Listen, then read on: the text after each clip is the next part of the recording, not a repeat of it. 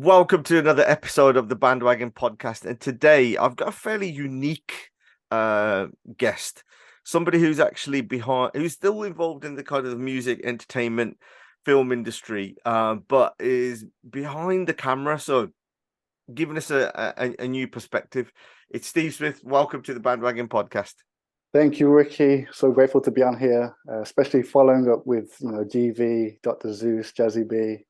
I mean, I don't know how I can follow that, but great what you're doing, man. Really like it. No, thanks for that. And like you when you reached out and I was looking at you kind of your repertoire. How would you best describe some of the work that you do and your specialism? So I'm a video director and a filmmaker. I've worked a lot in the Bhangra industry, so a lot of the people you've had on with, I've worked with closely in music videos over the years, over many years of filming in that industry. And there's a creative team around us who also does filmmaking. So we've done a lot of music videos for like PBN, GV, Sukshinder, Jazzy. So yeah, that's what we do, is filmmaking, directing, editing, all along those lines. So how did you obviously you're not normally kind of a typical desi kind of Yeah. person I would have thought of to be kind of involved in it. How did you get involved in it? I know, was it your brother or was it yourself kind of got into kind of the ballistic videos? Yeah. So it started when I was at school. My brother is older than me, so this is Cy Smith, and he started Ballistic Productions. So this was the early 2000s. And when I was at school, he would always be out filming and he was studying about filmmaking and learning all that craft. And so he started in the industry when he left school. And he started to work with people like Jay Skills, Akash Rabbi, Keelan, and that was the kind of beginning for him.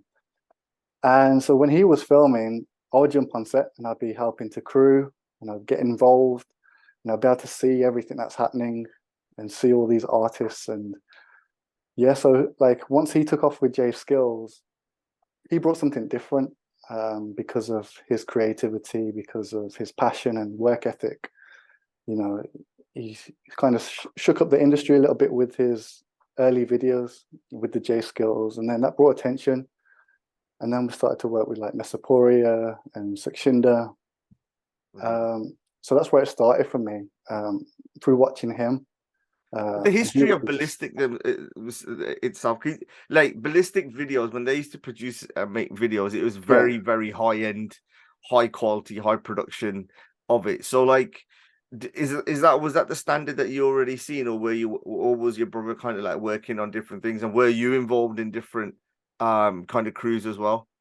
Yeah, so there was a close team around us because we were looking at filmmakers that were local. And we all studied at the Lighthouse Media Centre in Wolverhampton.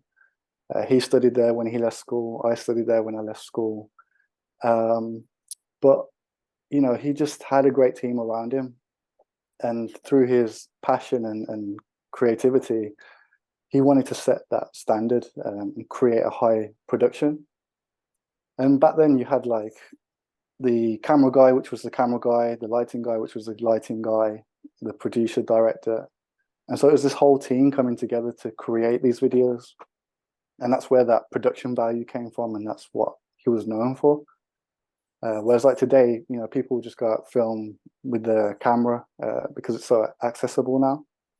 But back then it's like having those teams, having the right budgets there, and just being able to deliver some high-end products. And yeah, it just took off and started to get attention of other artists in the industry. Mets and Tricks we filmed with early on. And then Shinda, HMC, Sone Lagadi, that video. And that was filmed at Wolverhampton Lighthouse Media Centre where we trained. So it's utilizing these contacts and utilizing what we had around us. So how did you? I mean, if you look at some of the evolution of video, so there was a period of time, especially in Punjabi music, where video was almost it was seen as a luxury, and it used to be kind of spatial. You'll have one artist might drop something, and it would be very periodic. And then it became kind of like, oh, okay, it's a necessity. And then you'd have various quality, from absolute dog shit to Yeah. brilliant, or high quality. Sometimes when you're dealing with an artist, Yeah. when you're dealing with dog shit, that's fine because that's kind of lower end of the market, and you could get away with cheaper quality. How do you convince somebody then, an artist, to, especially who you might already caught wind of, who doesn't like paying for? I mean, nobody enjoys spending money to a point, right? How do you convince them to say, I need you to spend X amount of money because this is the vision that I've got?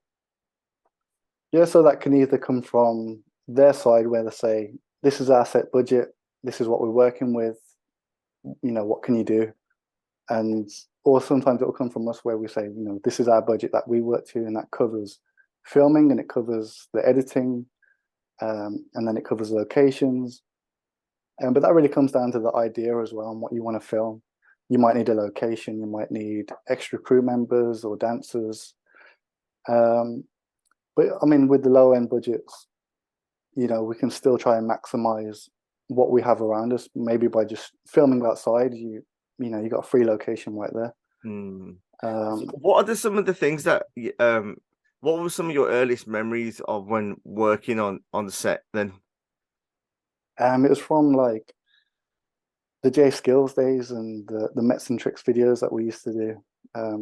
Because I was at school, so I would go back and go back to school and tell my friends, I was working with Mets and Tricks over the weekend, doing some filming. But then I started to learn like the lighting setups that they would do and the filming, and see the different aspects of filmmaking. And so yeah, I was like doing the behind the scenes for like the J Skills videos at 14, 15 years old. I featured in some of them as well as an extra. Call my mates out, and we'd go and be in the videos. What was your roles then? So it's just part of the crowd, just trying to bring a crowd together. We did it for Apache Indian and Dalvinder Singh, and it's just like a party set up, and there's like everyone dancing, having a good time. And so it's like me and some friends in there, and then it's just like working within this Bhangra industry and just meeting these artists and getting to see different sides of filmmaking. Are you one of the most widely used extras ever? Probably because my brother's filming and we've got the crew around us, and it's like we need a barman or something, or we need some extra. Yeah, and I'll jump in there and get it done. And so yeah, it's been good fun, and it's been amazing to work with these artists over the years. So the core fundamentals of putting a video together, like from a layman's point of view, what would be kind of some of where the costings will be involved, and how would you kind of storyboard it out? So from an idea, how does it evolve from an idea to execution? Yeah, so we would get a song delivered to us from an artist, and sometimes they may even come with ideas. They may come with ideas that they want, their own little vision, or they just put it into your hands as the director. Do you quality check it in one way, or do you accept however good the song is, or are you very fussy in the kind of songs that you want to do? No, I mean, like, we've had a various range of artists and songs, and we always try our best to deliver a great product and to work with the artists and the songs that come up.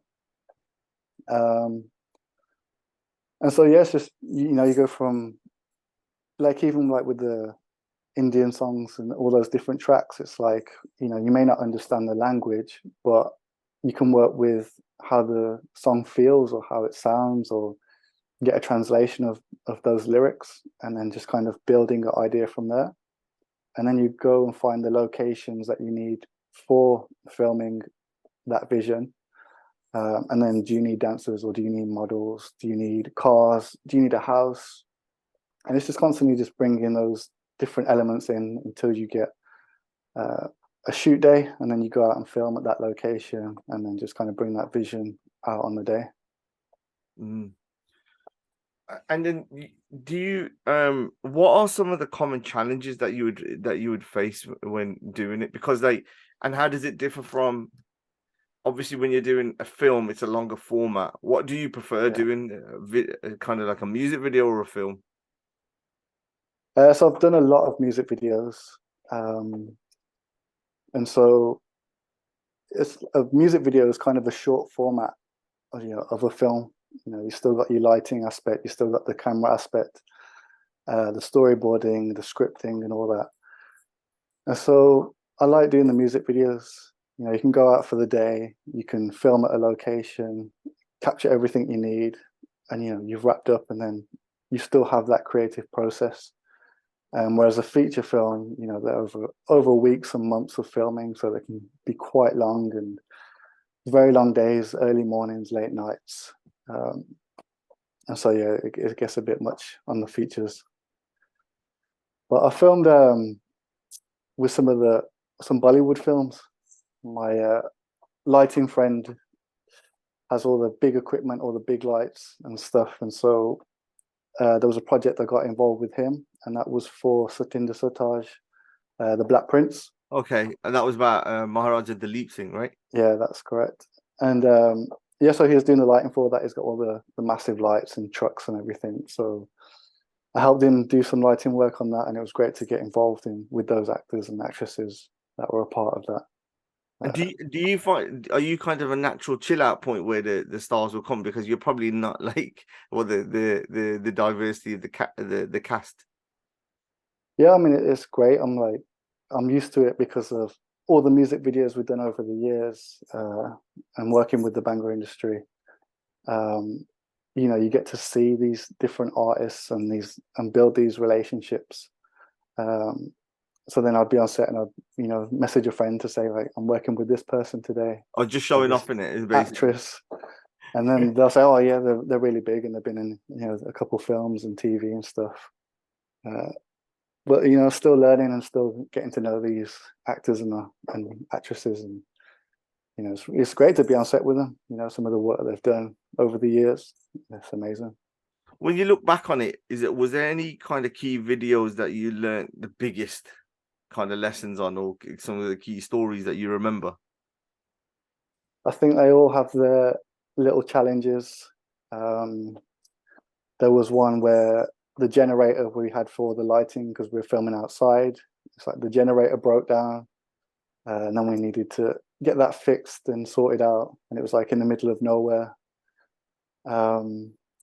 There can be weather changes where you're trying to shoot somewhere and the weather changes, and so you have to adapt to that. But there's always some challenges that comes up with any other project, and you've just got to think on your feet and be creative in those moments.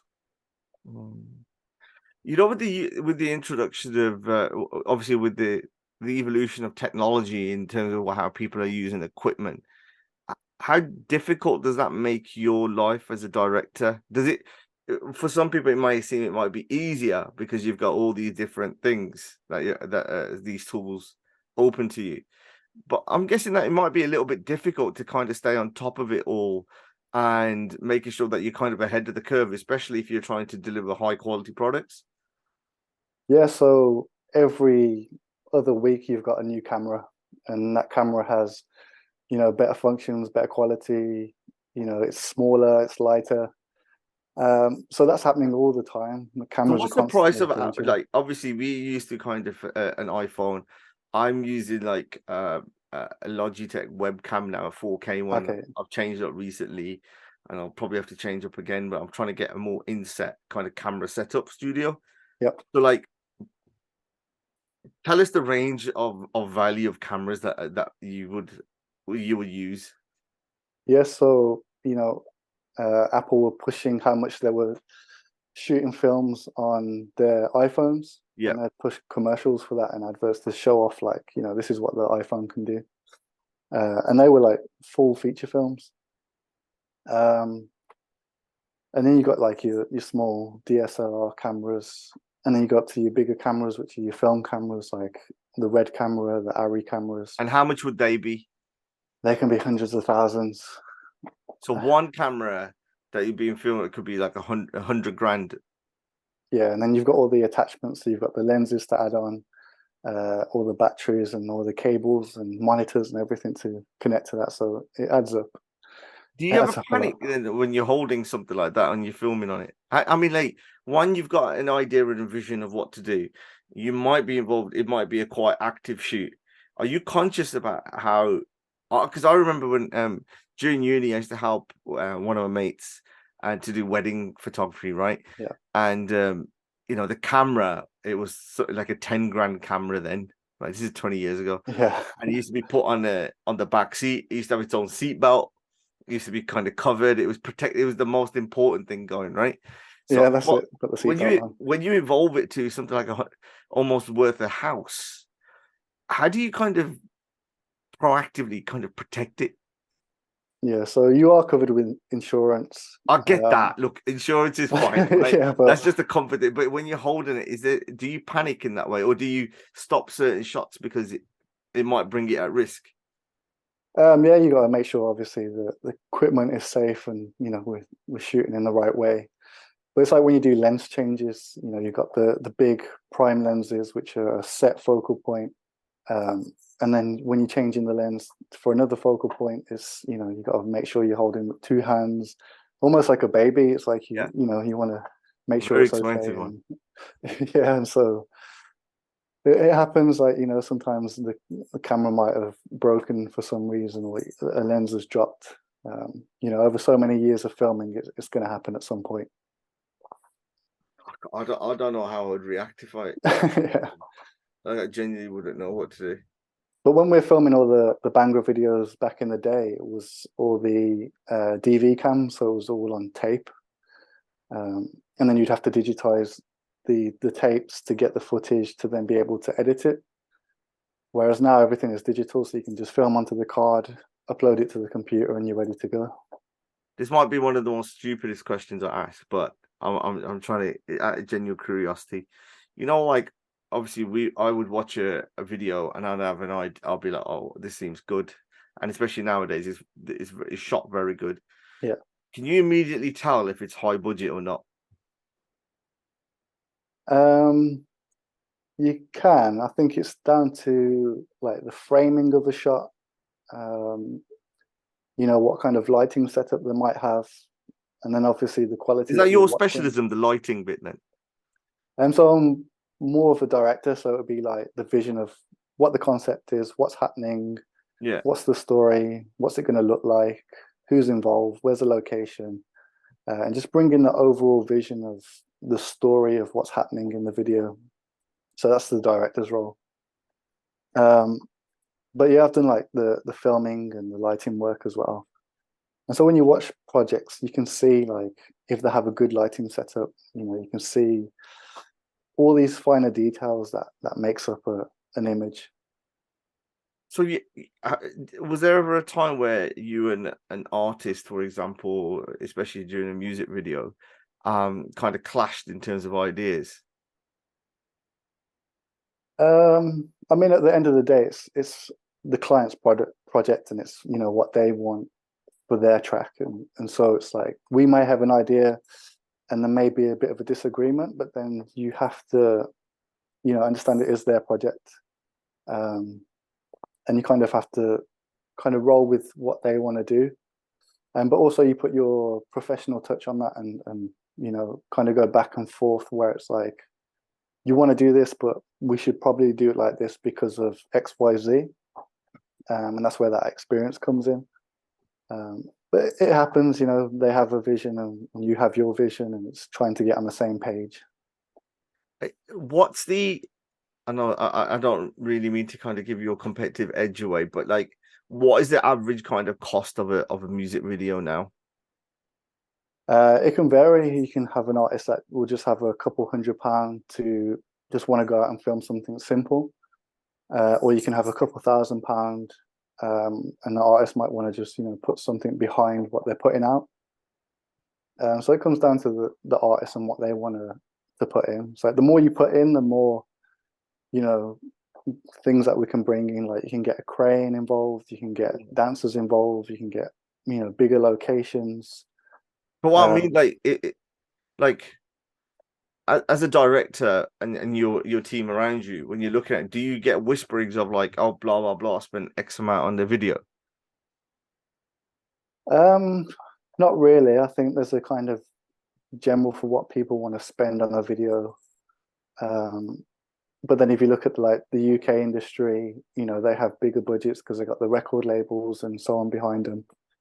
And then if you look in America and different parts of the world, they have huge budgets, which are hundreds of thousands for a music video. Do you get involved in that as well? I'd like to at some point. I'd Yeah. like to build into those higher end projects and get involved in those. So is it getting busier for you, or is it getting slower, especially now where people can try and actually video quite a lot of it themselves?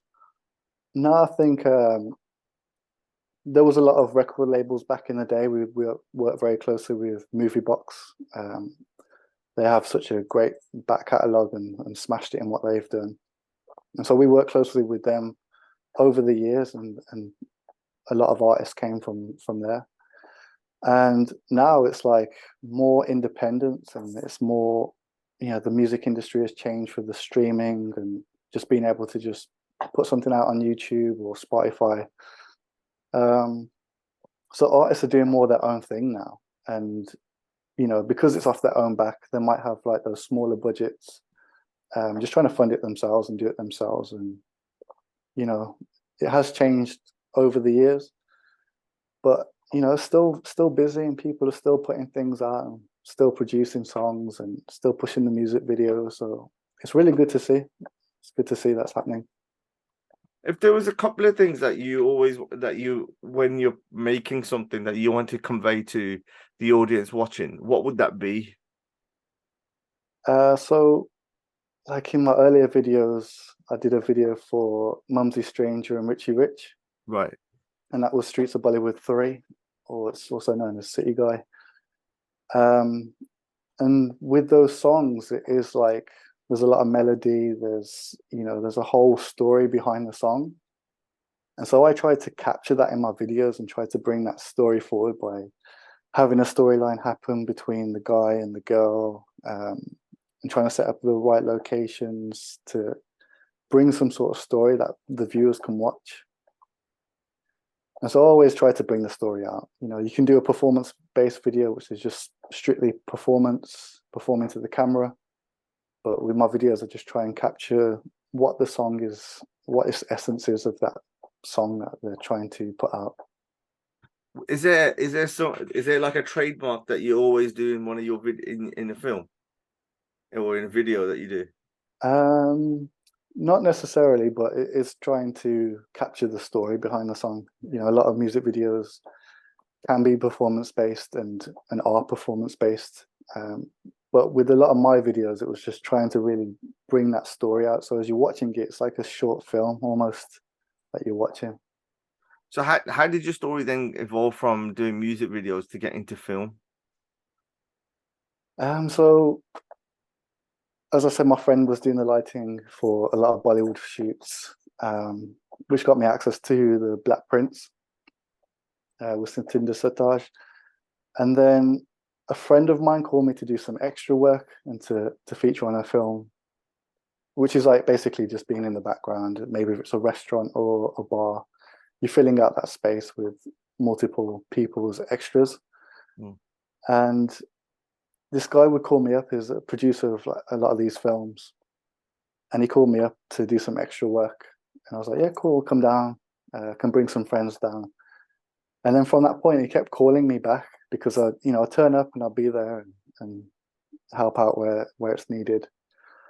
And then there was one time, this was like years later, he called me up recently for some extra work, and I was like, yeah, cool, go down. And the thing is, with the extra work, it's part of a feature film, and it wasn't about the extra work, it was about being on set.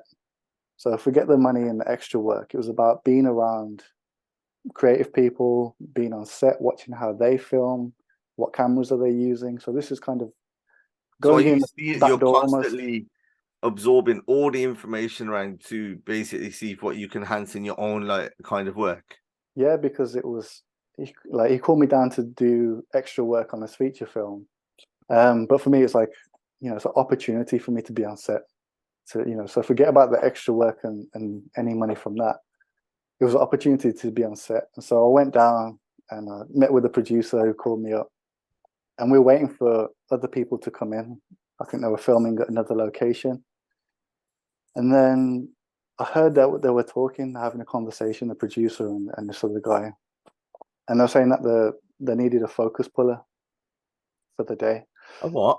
A focus puller. Okay, what does that do? So basically, it's with these big cameras, like the high-end cameras, they have lenses which have a set focal point. And so that's a distance between the camera and the subject. And so you have to make sure that the focus on the lens matches that distance, which will give you a sharp image. And so if that focal point moves, then the subject will be blurry. And so then you have to adjust the lens to make sure that it's back in focus and it's sharp. Hang on, sorry. I'm going to be acting really thick here, but I want to answer these. I want answers to these questions. Yeah. If a camera's worth 100 grand, surely it would automatically focus. It should be able to do that.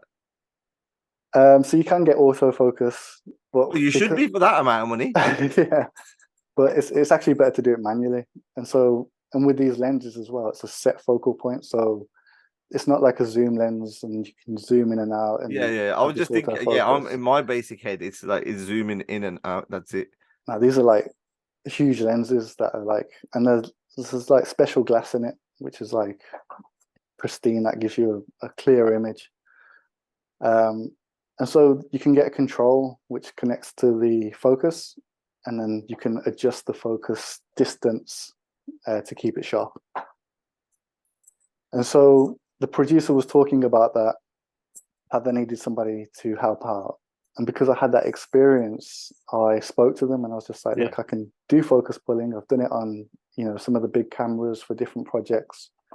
And I said, okay, we'll give you a try and see how you get on. And so I went from being an extra to then being, part of the camera crew. And this was for Chal Jindiye, the new film coming out with kulvinder, billa. Yeah. Your name dropping like some mad people, man, in the last since we started. Is this crazy? I was like, you were talking with GV, who I've got huge respect for, and Dr. Zeus, and it's like, a great opportunity to have worked with these guys. And so with this film, it's like, being called to be an extra, and it's like, it's about those opportunities and opening those doorways. And now it's like, because of that moment, now I'm on set working in the camera department as a focus puller on this feature film. So have you stayed with that same production company that used you from then, or do you kind of freelance out? So I freelance, and but sometimes I still get the call to help out on set and to do some camera work or to help out as an extra. But they still call me. But see, one of my biggest bugbears, and like I don't know whether you could like what your view on this is. Like, it's always the same kind of cast and it's the same kind of style of film. It's always the same look, like in Birmingham city centre. I'm sure I saw you about a couple of weeks back in the middle of city centre, and I was like, these films, I don't watch any of them. I'll be honest, but when I see the same crew all the time, I'm like, it just puts me off. I don't get it.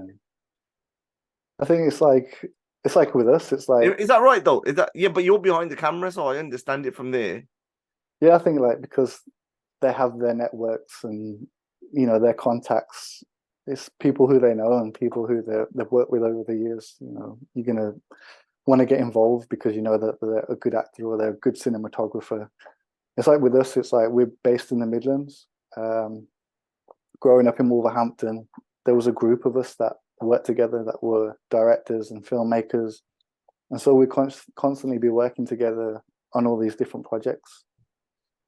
There's a good friend of mine, Kully Gatore, who directed Dark MC Chori Chori video, and so I helped to film that, and Ballistic and helped to film that as well. So we're constantly mixing with like the same teams because we know like he's a good director and he's a good filmmaker and he can help assist on this. So I kind of get it. Yeah, I mean, I don't give it any credibility, to be honest. Now, I was just not in a bad way, but like when I see the same things and it's the same artwork, it's the same crew, London Bridge in the background. Oh, it's just a switch off. Do you ever get to the point where you're like, I just want to go back to music videos, or are you just are you constantly working on both? So I'm doing more music videos, and the odd film will come up, but yeah, it's just like once the bigger artists or the more popular artists start to work with those, it's like they've done a lot of films in London, and a lot of music videos. So once people start to pick up on that, they want to kind of follow that and start doing their own music videos and their own filming in similar locations. Or so what is it? What's the actual sketch? Is it that they access a special kind of funding pot in order for them if they film in the UK? I have no idea where the budget comes from or what they do, but I think it's just like when somebody... I might have to save that question for somebody else now.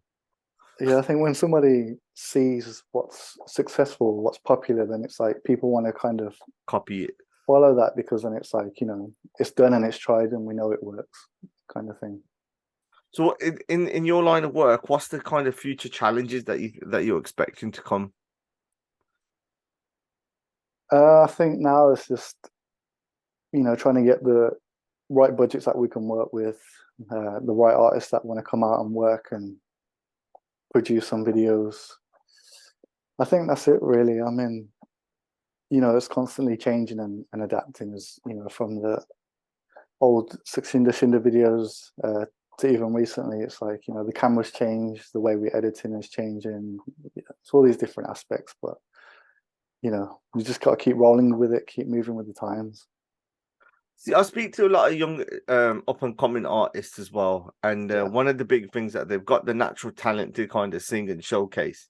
But nowadays, everyone's got to be kind of a singer, a content creator, a graphic designer, a video maker, a video editor, to do all these things. And those ones who are able to do as many of those things as they can individually kind of go far. And one of the, I was speaking to a guy, I won't disclose his name, I've had him on the podcast, and he was like he goes, I can't afford to keep up with people, because he's going, I got my regular job, he's got his family, and like to put content out is always costing money all the time to kind of stay relevant. And you've got some singers who and producers who can make their own stuff and they naturally just go ahead of the game. Do you find that? Do you agree with what I was saying there, or do you think that I might be wrong? Yeah, I think because it's so more accessible than it has ever been. You can just get some free editing software. You can throw up a camera. You can use your phone. You can make beats online. So yeah, I think people are constantly dropping new songs and new material, and it's like once somebody's heard it, it's like move on to the next one. What's the next track? And a lot of people are working like that. There used to be a lot of albums, and now it's a lot of singles. And I suppose singles is better for you. There's more videos to make, isn't there? Yeah. Album, but traditionally you would only have one or two sort of videos made. Yeah, that's true. And now you got all these singles. Yeah, but now it's just more accessible, and people are just constantly putting something out. But then it's like with the videos, it's like people are constantly doing videos, but they're not always that good. And it's like people just throw a camera up, shoot, and edit, put it together, move on. Two questions, right? What's your best location you ever filmed at, and what was your worst?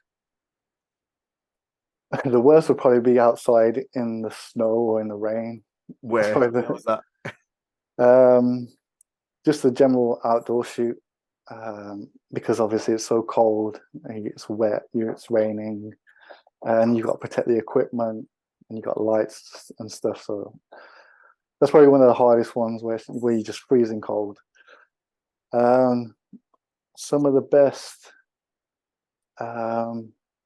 We've used a lot of houses, mansions, some of these houses, which is just like amazing on the inside. So We're what do you have to do? sitting You have to hire them out, right? Go or Airbnb or what you can do. yeah, so you can get a UK film location, different location websites that actually cater to this. So you can have a hotel, you can have an estate, cars, different things that they all have connections to that you can go through them. Satinder Sartaj, we filmed at Princess Diana's house. So it was Spencer's house. Princess Diana's, yeah. So that was like a massive estate that had all like the artwork inside. There's Princess Diana's bedroom, which was like still set of how it was. So that was quite an interesting location. Yeah, Yeah, I'd get scared going to some of those bigger places and haunted. yeah, and they've got like artwork which is like hundreds of thousands of pounds on the wall. You trying Yeah, to but you be run used to that. lights You be through it. holding the camera in it. Yeah, but then you bring in massive lights through, which will like take 3 men to put on top of the stand, and it's just yeah, it's crazy. It's madness, isn't it? It's a madness. So, Steve, this is called the Bandwagon. You've seen this many times before. Yeah. Is there a bandwagon you want to jump on, jump off, or this is your space to kind of get anything off your chest, especially in your world? No, man, I just appreciate what you're doing, and you know, it's great to see some of the artists that you've got on here, the people you've got on here. Yeah, see, I'm gonna get you in Yeah, when man, I'm keep when pushing it, I'm man. when I'm getting my cameras in. I need you to kind of tell me what the setup needs to be. 100%, man. I Let's have to do it. learn how to kind of. I do all the editing myself anyway, so that's why I was kind of like really keen to do. So he's Final Cut, right? So Yeah, yeah. I still want to know like how do I kind of sync this audio? It's hard work, man. It is, man. That's what people don't see. Is like, you know, for a 2-3 minute music video, you know, we can shoot over 2-3 days, and then you're editing for weeks because there's so much footage to pile up and put together. Do you do when you come up with a video, for example, do you do kind of a couple of versions of it, or is it always kind of like here's the one version you keep editing that? So from the directing, when you're directing the ideas, you're almost editing from the direction because you're Yeah. thinking about, okay, if I have this shot, which goes with this shot, and then if I have this setup, it can go with this setup. So you're almost editing it before you even shot anything. So when you come to the edit, it's about playing that out. You know, what's the best way to put this down with the track and the length. Yeah. So yeah, you're already in the edit. Yeah. All right, mate. Thanks for that. I really appreciate you taking the You're time and welcome. jumping on here, man. And Appreciate you having me on here. yeah, not a problem. And we'll catch up soon. Yeah, man. All the Keep up best. the good work. Cheers. Thank you, Ricky.